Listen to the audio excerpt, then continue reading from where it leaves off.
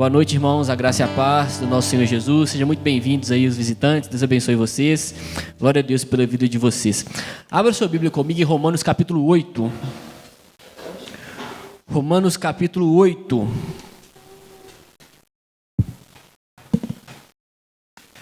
Romanos capítulo 8, versículo 31.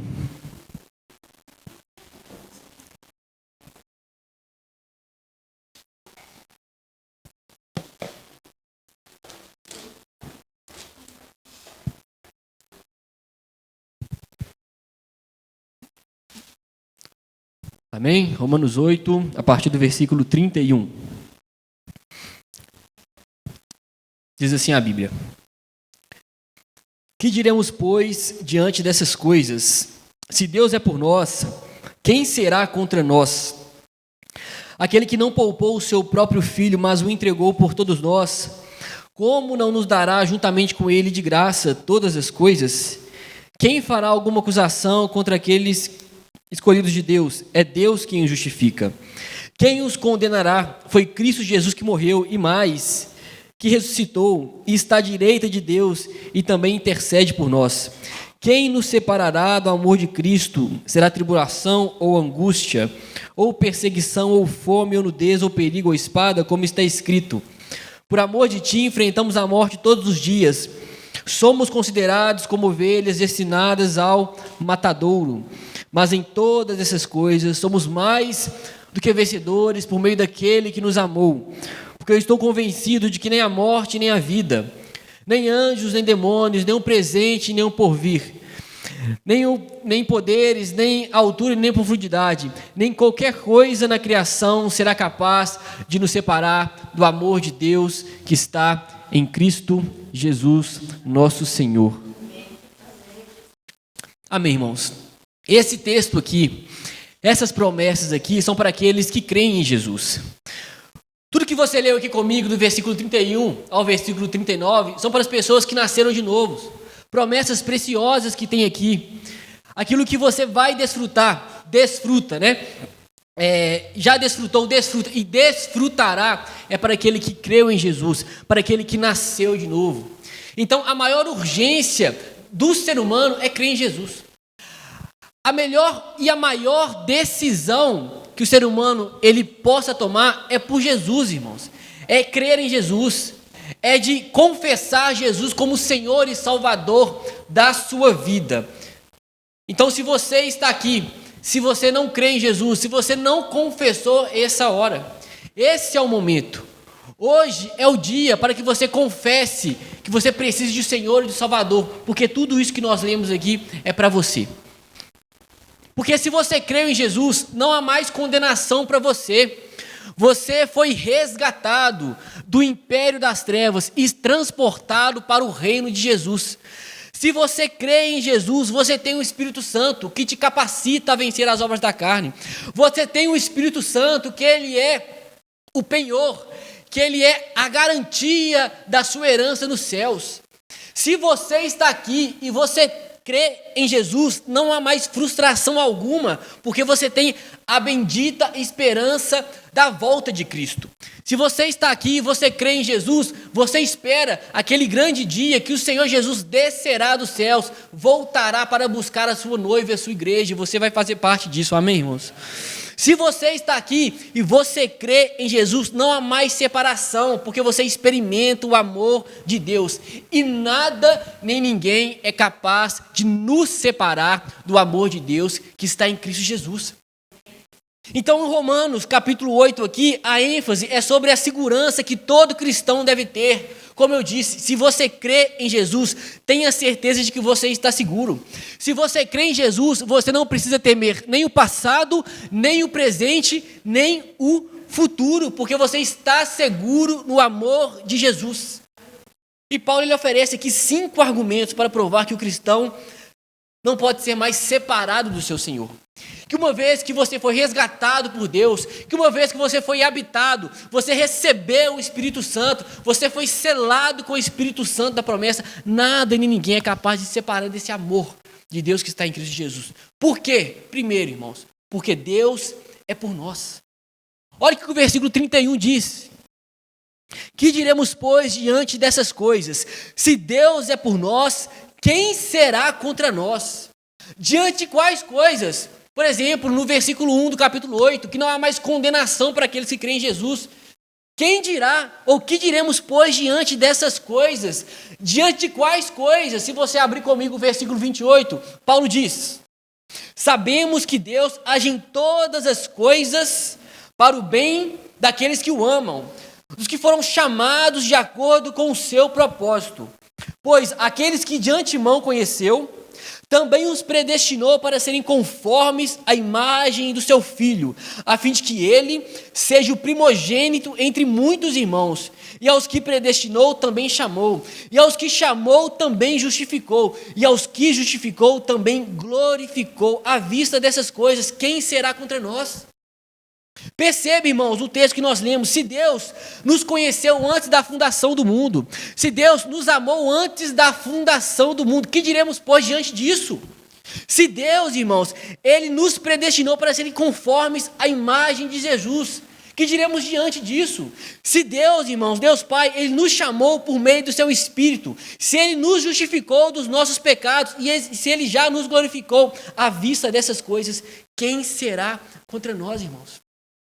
Se Deus te conheceu antes da fundação do mundo, e pensar nisso, a gente nem consegue mensurar, irmãos. Quando a criação, de alguma forma, ainda estava na mente do Senhor, Ele já te amava. Quando, de alguma forma, Deus estava planejando a criação, Ele já te conhecia. Ele já havia te chamado antes da fundação do mundo. O que diremos, pois, diante dessas coisas, irmãos? Se o Senhor é por nós, quem será contra nós?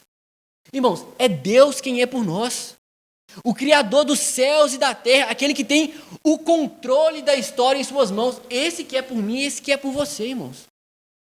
É tão interessante que o salmista, no Salmo 121, ele fala: eleva os meus olhos para o monte e me pergunto, de onde vem o socorro?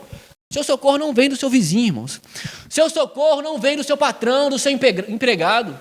O seu socorro não vem do seu saldo disponível na sua conta bancária, da sua profissão. O seu socorro vem do Senhor que fez os céus e a terra, irmãos. É nele que nós temos crido e estamos bem certos que Ele é poderoso, irmãos. É nele que nós cremos. Se o Senhor, se Deus é por nós, quem será contra nós? O cristão, ele pode começar o seu dia tendo essa certeza de que Deus é por ele e por isso não há o que temer. Que Deus, o Criador dos céus e da terra, Ele é também o nosso Pai Celestial, que é o socorro bem presente na hora da adversidade. O Criador dos céus e da terra olha para você, conhece todos os fios de cabelo que tem na sua cabeça. E a Bíblia diz que, mesmo que me abandonem pai e mãe, esse Criador dos céus e da terra, Ele nos acolherá, irmãos. Se esse Deus é por nós, quem será contra nós? O próprio Paulo fala que Ele age em todas as coisas para o bem daqueles que o amam, dos que foram chamados de acordo com o seu propósito. Ele é um Pai amoroso que faz com que todas as coisas cooperem para o bem daqueles que o amam. Coopere para o bem, irmãos. Se esse Deus é por você, quem será contra você, irmão? Quem será? Ele é por nós. E segundo, irmãos, Cristo morreu por nós, porque olha o versículo 32. Aquele que não poupou a seu próprio filho, mas o entregou por todos nós, como não nos dará juntamente com ele e de graça todas as coisas, irmão? Se Deus, quando nós éramos pecadores, se Deus, quando nós estávamos mortos em nossos delitos, em nossos pecados, não poupou o seu próprio filho, ou seja, se Deus antes nos deu o seu melhor, não poupando o seu próprio filho, sabendo que ele iria ser rejeitado nas mãos dos pecadores, não poupou o seu próprio filho, sabendo que Jesus ele iria sofrer uma morte de cruz, ou seja, o sofrimento de Jesus não impediu que Deus entregá-lo para nos resgatar, para nos salvar. Se Deus não poupou o seu próprio filho, ou seja, se Deus nos deu um presente maior, que é fazendo o seu filho para pagar a nossa dívida e nos fazer viver eternamente, que dirá as outras coisas, irmãos? Se esse Deus fez isso, nos deu um presente maior, Ele não vai te sustentar até a eternidade, irmãos. Se Deus, Ele te resgatou do império das trevas, nós estávamos mortos, enterrados aqui com os olhos nesse mundo, escravizados pelo pecado. Se Deus não poupou o seu próprio Filho para te tirar dessa condição, que dirá as outras coisas? Que dirá te sustentar?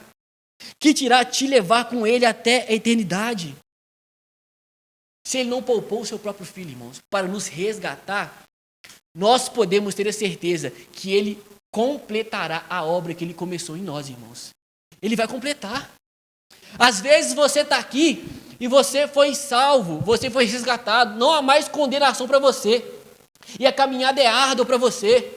Às vezes você está aqui com tantas dificuldades, tantas adversidades, e você é um salvo. E às vezes pode cair no esquecimento de que você está aqui de passagem, irmãos. Aquele que começou a boa obra em você, te resgatou do império das trevas, Ele completará a obra e te levará para a eternidade com o nosso Senhor e Salvador Jesus Cristo, irmãos. Ele fará isso. Por quê? Como o apóstolo Paulo diz, se Ele não poupou o seu próprio Filho, como não nos dará com Ele juntamente todas as coisas e de graça? O que você tem no Senhor de graça, irmãos? Salvação, amparo, irmãos, consolo.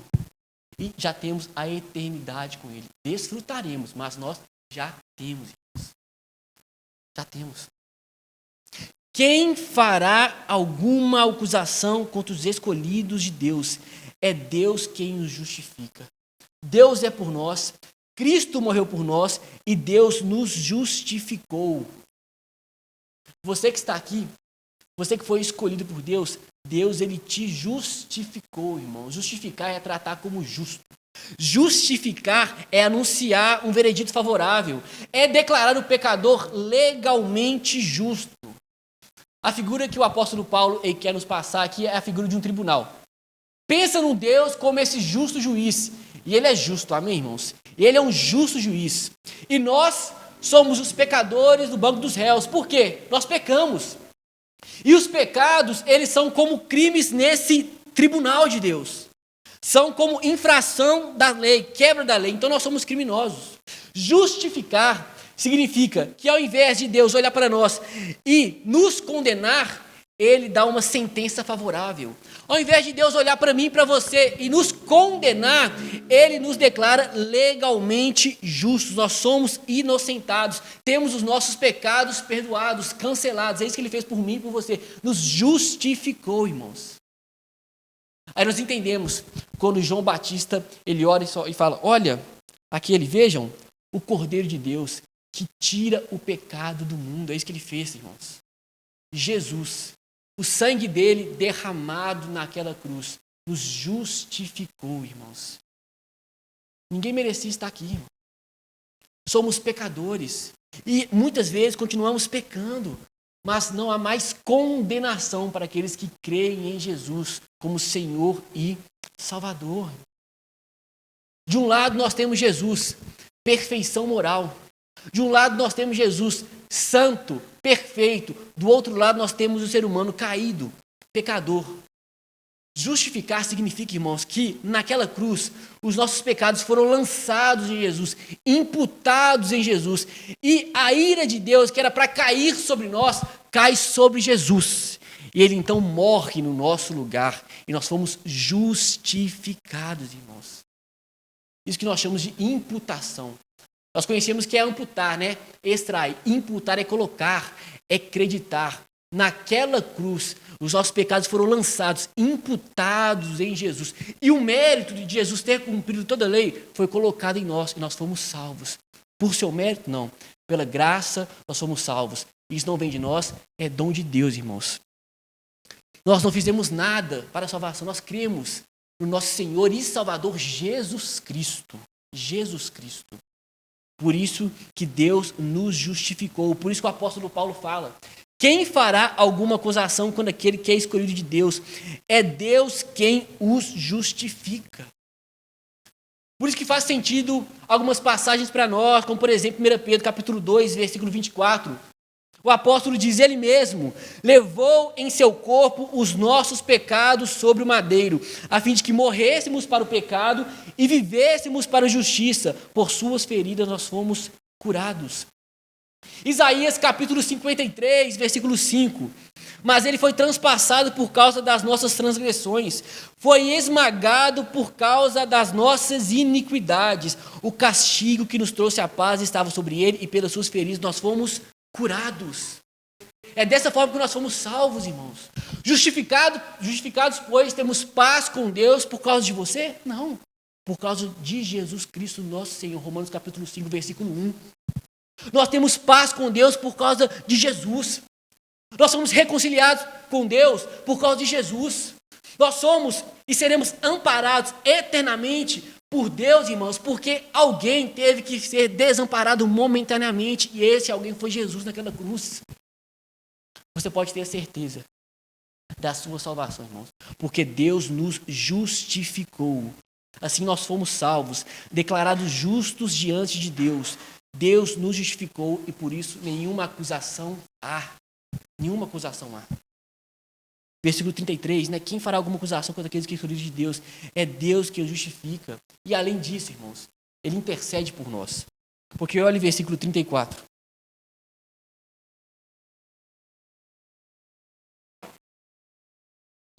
Quem os condenará?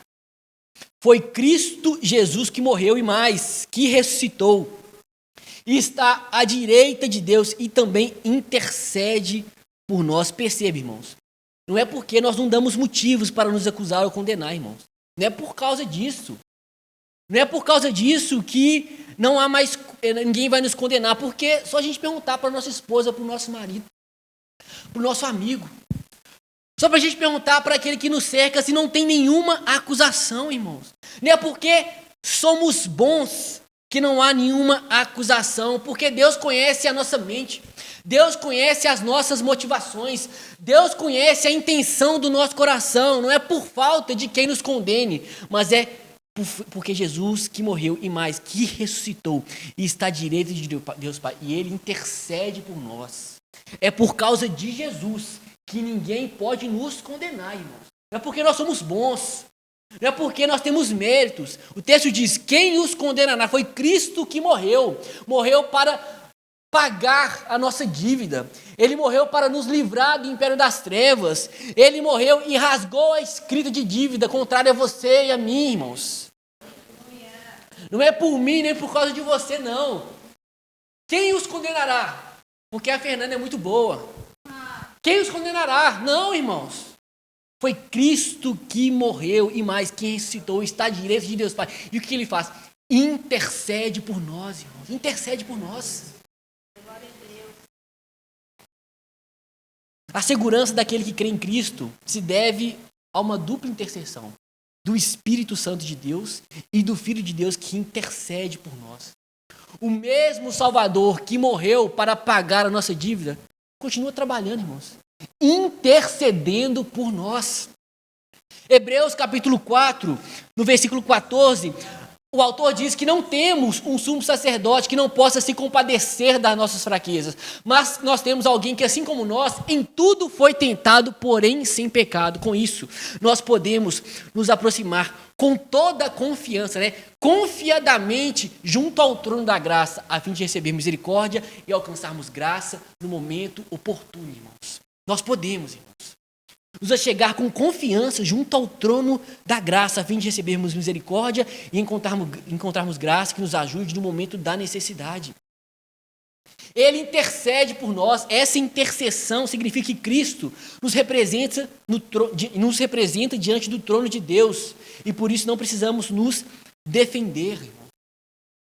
Certa vez, Jesus ele disse para Simão, Simão, Satanás pediu vocês para peneirá-los como trigo, mas eu orei por você para que a sua fé não desfaleça. É isso que ele faz, irmão. Por mim e por você. Intercede por nós. Você caminha aqui no meio da dificuldade, mas você tem um que intercede por você. Você caminha aqui no meio da luta, da adversidade, mas você tem alguém que intercede por você junto ao Pai, irmãos. Esse é o seu Senhor e Salvador, Jesus Cristo. Será que é uma intercessão mais ou menos, irmão? Jesus Cristo intercede por você e por mim junto ao Pai Celestial. Você caminha aqui e pode caminhar com toda confiança porque você tem alguém que intercede por você. Você está aqui e pode enfrentar as tempestades porque você tem alguém que está com você e intercede por você junto ao Pai. Intercede, irmãos. Ele está rogando por nós. E isso é garantir que nós estamos seguros, irmãos. Seguros. Nós intercedemos uns pelos outros aqui. Mas além de nós temos alguém junto ao Pai, à destra do Pai, que intercede, irmãos, por nós. Será que nós podemos andar aqui seguros, irmãos? Será que nós podemos andar aqui tendo essa consciência que nós estamos seguros, que não há o que temer, porque nós temos alguém que intercede por nós, à destra de Deus, irmãos? Será que nós temos? Será que nós podemos iniciar nossa semana com toda a confiança por causa disso? Por causa dessa realidade? Porque se você confessou Jesus como Senhor e Salvador da sua vida, você tem alguém que intercede por você junto ao Pai. Deus é por nós. Cristo morreu pelos nossos pecados, irmãos. Deus nos justificou. Jesus intercede por nós. E no versículo 35 nós também temos a certeza que Ele nos ama. Olha o versículo 35. Quem nos separará do amor de Cristo? Será tribulação? Tribulação aqui são sofrimentos em geral. Ou angústia, né? Aquela sensação causada ali pelas dificuldades desse mundo. Quem nos separará? Ou a perseguição por sermos cristãos, ou fome, ou nudez, ou perigo, a espada que é a morte, irmãos. Ou seja, será que os sofrimentos dessa vida presente, as angústias, as dores, ou até mesmo a morte, será que essas coisas podem nos separar do amor de Deus que está em Cristo Jesus, irmãos? Não. Nada que você passe na sua vida vai tirar o amor de Deus por você, irmãos. Às vezes você se vê numa situação difícil ali. Às vezes você pode no momento não sentir, mas muitas vezes nós andamos por aquilo que nós sentimos. Nós andamos por aquilo que está escrito, irmãos. E a Bíblia diz que nada e ninguém é capaz de nos separar do amor de Deus que está em Cristo Jesus, nosso Senhor. Nada, irmãos. Às vezes você se vê nessa dificuldade, numa aflição, numa angústia na alma. Mas essa angústia não é capaz de te separar do amor de Deus. Os problemas não são capazes de te separar do amor de Deus. O luto não é capaz de te separar do amor de Deus. A maior dificuldade que você possa passar daqui jamais te separará do amor de Deus, irmão. Paulo lhe pergunta, e ele faz uma menção do Salmo 44. Versículo 36 ele diz, como está escrito, por amor de ti, enfrentamos a morte todos os dias. Somos considerados como ovelhas que caminham em direção ao matadouro. Paulo está dizendo que a vida daquele que crê em Cristo. Paulo está dizendo aqui, em outras palavras, muitas vezes, que a vida daquele que foi alcançado por Deus é muitas vezes uma vida que se compara a uma ovelha marcada para morrer, irmãos. Em outras palavras, se você ama Jesus de todo o coração, você vai encontrar oposição, irmãos. Se você ama Jesus de todo o coração, se você é discípulo de Jesus, uma hora ou outra você irá sofrer. Uma hora ou outra você irá encontrar dificuldades. Se você está renunciando à sua vida, você ama Jesus, crucifica a carne com suas paixões e desejos, uma hora ou outra esse mundo vai querer te engolir, irmãos. Mas maior é o que está em nós do que está no mundo, amém, irmãos? Maior é o que está em nós, irmãos. Uma hora ou outra nós iremos encontrar oposição, irmãos. Paulo, escrevendo a Timóteo, ele diz que todos aqueles que desejam viver piedosamente em Cristo Jesus serão perseguidos. Serão perseguidos. O apóstolo Paulo também, escrevendo aos Filipenses, ele fala que foi dado a nós não somente o privilégio de crer em Cristo, mas de padecer, mas de sofrer por Ele. Muitas vezes, o sofrimento na vida do cristão faz parte, irmãos. Faz parte. E bem-aventurado são vocês, disse Jesus no Sermão do Monte, quando por minha causa os injuriarem, levantarem qualquer tipo de calúnia, porque fizeram isso com aqueles que vieram antes de vocês. Bem-aventurados serão vocês, irmãos.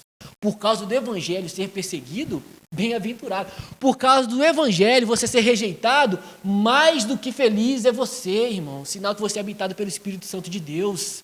Sinal que você viverá eternamente com o Senhor. Se você é perseguido por causa do Evangelho, tenha essa certeza, irmãos.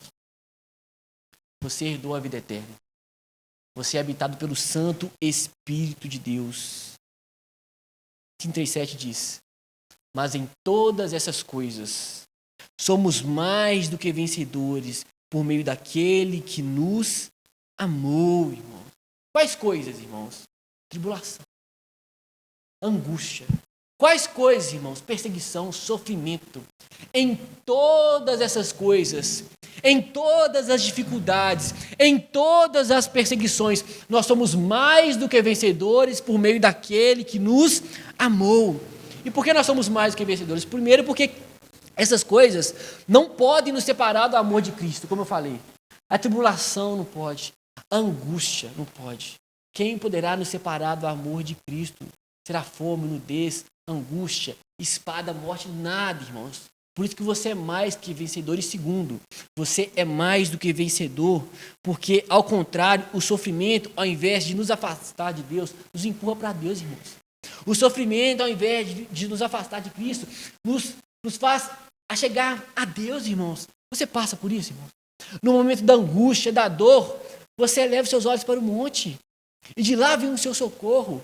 Na dor, na angústia, você não se acha autossuficiente, mas você corre para aquele que é um socorro bem presente na hora da adversidade, irmãos. E recebe esse amparo. Na hora da dor, na hora da dificuldade, você se aproxima mais de Deus e recebe ali o consolo do Senhor. Por isso você é mais do que vencedor, irmãos. Em todas essas coisas, irmãos, pode vir o que for, irmãos. O que for. Nós somos mais do que vencedores, irmãos, em Cristo Jesus. Pode vir o que for aqui nessa terra, querer te parar, querer te abalar, e muitas vezes você será abalado, mas você está na rocha. Você está na rocha. E as provações não vêm para te destruir, vêm te forjar.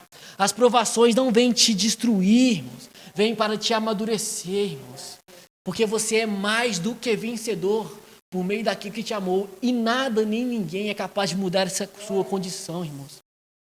Essa condição. Qual condição? Mais do que vencedor em todas essas coisas.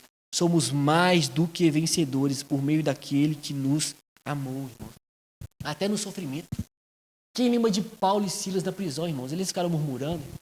Eles ficaram falando com o outro, não poderia estar aqui.